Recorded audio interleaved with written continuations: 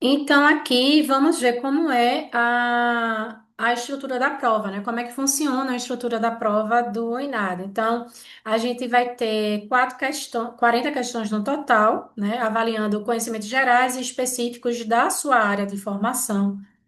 10 questões que são de formação geral, né? Com foco em temas contemporâneos, na questão de sustentabilidade, questão de ética. E isso representa 25% da nota final.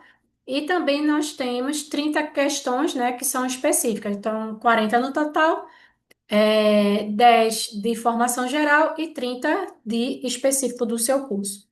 E aí vai testar as competências técnicas e aplicadas da área de gestão.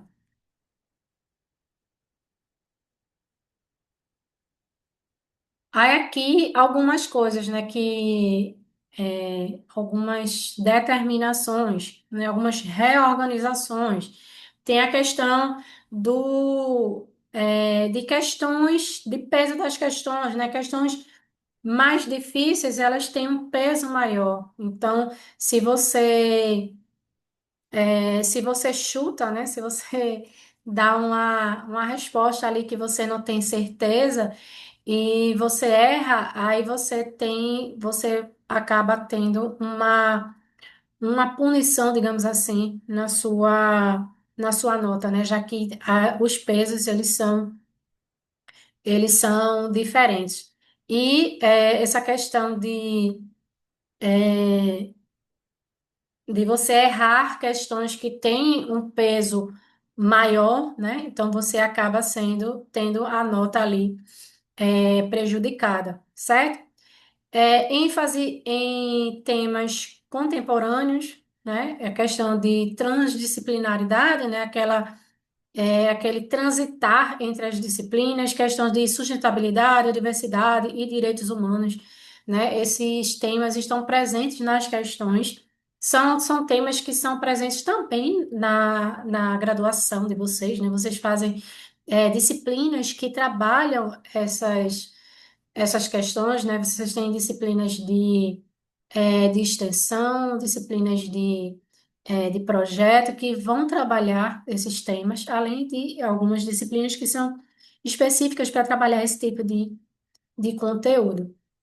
E também a integração com a realidade gerencial, né? Que aí vão ter os cenários gerenciais reais, né? São questões que trabalham é, cenários reais que exigem que você aplique a questão da lógica e do pensamento crítico, né? Então, muitas coisas vocês vão conseguir solucionar na vida, no desenvolver da profissão de vocês, né? Quando vocês estão trabalhando em empresa, muitas das soluções precisam da questão do raciocínio lógico, né? Para que você consiga solucionar os problemas que aparecem.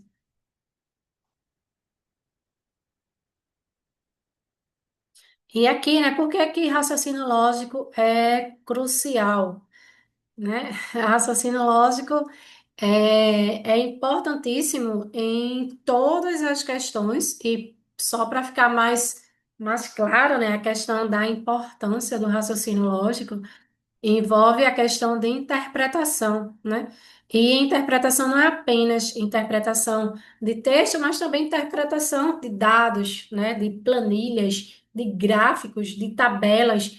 Então, as interpretações, elas, é, elas precisam, né? Elas são realizadas através de um raciocínio lógico. É claro que a lógica, ela traz toda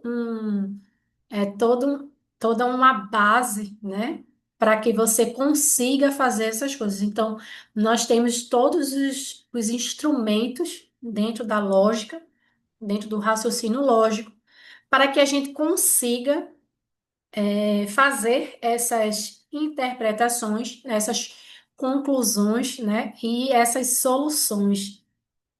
Certo? Então, o raciocínio lógico permeia toda a prova de formação geral do ENAD, né? Sendo testado através de múltiplas dimensões. Então, a gente vai ver presente. A gente encontra, né, presente nessas provas do ENAD, algumas dimensões do raciocínio lógico, como a dedução, a análise de dados quantitativos e também a lógica condicional, certo? Solange está perguntando se vai ter redação na prova. Eu não sei essa informação. Na verdade, eu não sei como é o ENAD desse ano, né? Alguns cursos estão fazendo, mas não sou coordenadora de curso que faz ENAD esse ano, então eu não tenho essa informação. Você pode perguntar para a coordenação do seu curso, certo? E aí ela vai saber responder. Pronto, aí diferente de uma prova tradicional, né, de lógica, aqui essas habilidades aparecem integradas a contextos sociais, econômicos e organizacionais relevantes. Então, a gente vai trabalhando a interdisciplinaridade e a transdisciplinaridade. A gente vai ter vários contextos, né, contextos sociais, econômicos, e também falar sobre as organizações, né, coisas que são coisas que são reais, né, que acontecem, a gente sabe que acontecem nas organizações, e aí a gente vai pegar esses contextos e vai colocar as questões lógicas em cima disso, né? Então, a gente vai precisar interpretar gráficos e dados estatísticos sobre desigualdades sociais, né? A gente está ali fazendo uma interpretação, a gente está utilizando o raciocínio lógico, né? Em cima de dados sobre um contexto, né? Que contexto é esse? Desigualdades sociais. A gente vai precisar analisar argumentos sobre sustentabilidade e responsabilidade corporativa. A gente vai precisar deduzir conclusões de premissas em textos sobre inovação e ética. E também vamos precisar identificar padrões em processos gerenciais e econômicos. Então, a gente precisa dominar essas habilidades, e isso não apenas para o ENAD, né? Vai contar pontos no ENAD, a gente vai se sair bem, né? A gente vai ter uma prova boa, vai sair bem, a nota da instituição vai ficar boa, então a nota da instituição vai vir para finalizar para o nosso. Oxê, por que que apareceu isso? Vai vir para o nosso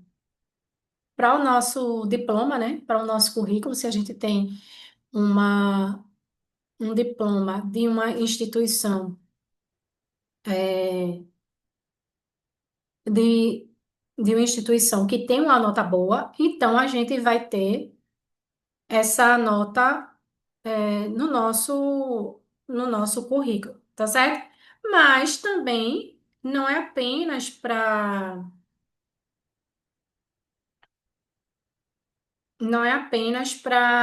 essa questão, né? Não é apenas para a questão de prova. É uma coisa que vai para a nossa vida profissional, né? Então, o raciocínio lógico, ele é importantíssimo para profissionais de gestão, profissionais que é, estão fazendo a gestão de empresas, de organizações, de instituições. Eles precisam dessa capacidade, eles precisam dessa habilidade, certo?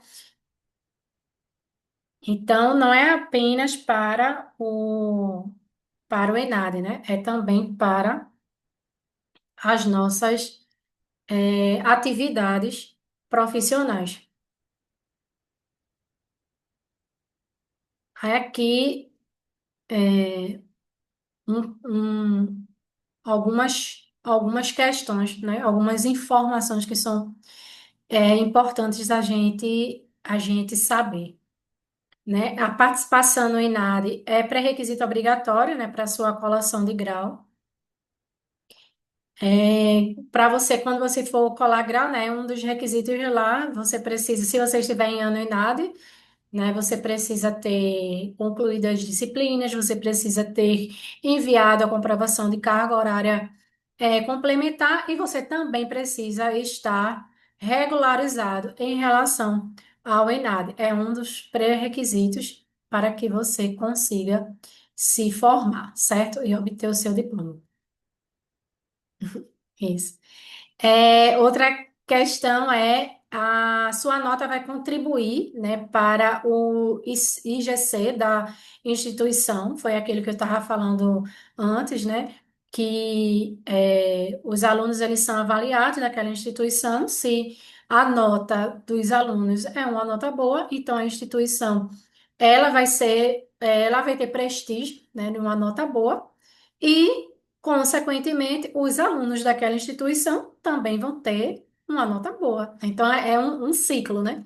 Eu tiro nota boa do INAD, a minha instituição se torna uma instituição com um bom prestígio, se torna não, né? Se mantém, já que a nota ela vem do reconhecimento do curso, né? E aí ela se mantém, e aí o meu diploma é um diploma de valor, pois é de uma instituição de valor, que é uma instituição de valor, então fica naquele ciclo ali.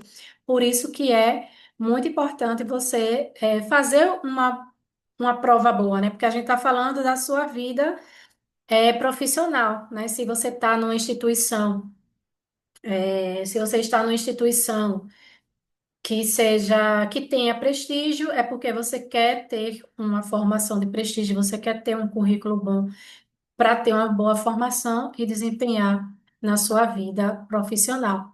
E também o desempenho profissional, né? Que as competências avaliadas são diferenciais competitivos essenciais para a sua carreira. Que bom, Solange, que você está querendo, né, uma boa nota. Esse é o pensamento, né? Que a gente está se formando agora, então a gente quer um currículo bom, né? A gente passou um tempo aí, gastou um tempo na graduação, né? Estudando, se esforçando, tudo, então a gente quer sair porque a saída da graduação não é o fim, né? É o início, né? Que você vai iniciar a sua vida profissional, certo? Então, só reorganizando aqui mais. é, Tem essa prova, né? A prova de formação geral, ela tem três eixos temáticos. E esses três eixos não são apenas temas isolados, né? Eles funcionam como contextos, né? Lembram da transdisciplinaridade, né? Então, ela vai ter o contexto. E aí, dentro desses contextos, a gente vai trabalhar as competências que vocês desenvolveram na graduação de vocês. Então, quais são esses eixos temáticos, né? Sustentabilidade, diversidade e inclusão e direitos humanos. Então, a prova vai ter esses contextos, né? E vai se apresentar com, é, com os tópicos, né, das competências e vocês vão desenvolver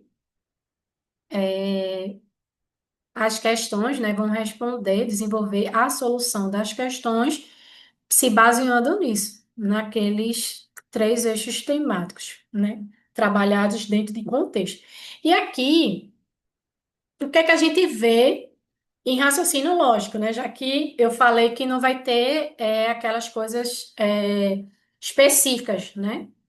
Faça de acordo com a lógica, use tal e tal coisa para solucionar isso. Não é assim, né? Eles vão dar um contexto e aí você vai perceber, né? Você vai olhar e vai ver o que é que eu vou utilizar aqui para solucionar isso.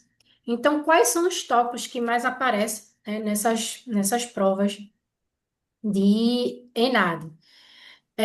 Raciocínio lógico quantitativo, que a gente vai ver a questão de análise e interpretação de dados numéricos, cálculo de percentuais, Proporções e inferências estatísticas aplicadas a contextos sociais e empresariais, né? Esse é um tópico. Outro tópico é a lógica dedutiva e condicional, né? Aí a compreensão de silogismos, né? Estruturas condicionais. Se, então, contraposição e validade de argumentos em textos sobre gestão, inovação e ética. É, sequências, outro tópico, né? Sequências e padrões lógicos. Aí você vai ver a identificação de padrões numéricos e lógicos, progressões e irregularidades em processos, cronogramas e fluxos organizacionais. E outro tópico que a gente também vê de raciocínio lógico nas provas do ENAD é a interpretação e dedução textual, onde você vai perceber a questão de extração de conclusões válidas de textos complexos sobre temas transdisciplinares, né? Identificando premissas implícitas e argumentos subjacentes. Como eu falei, né, reforço aqui, esses tópicos não aparecem isolados na prova. Eles se entrelaçam, né, em forma interdisciplinar e também transdisciplinar, né? E ele vai mostrar essas questões com esses tópicos, né? Às vezes, um dos tópicos dentro de um daqueles três eixos, né, como contexto. E você vai ser desafiado a aplicar as múltiplas habilidades de forma simultânea, refletindo a complexidade das decisões gerenciais no mundo real. Então, são questões que trabalham várias coisas, mas elas não vão estar ali de forma bem explícita para você, né? Não vai ter lá assim.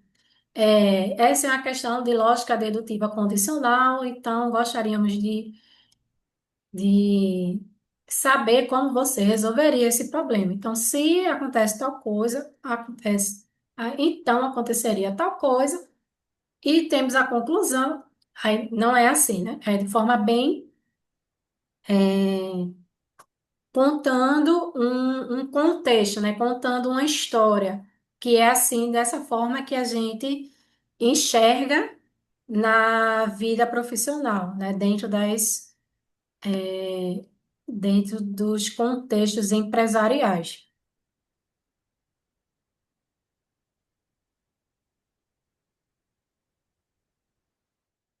É porque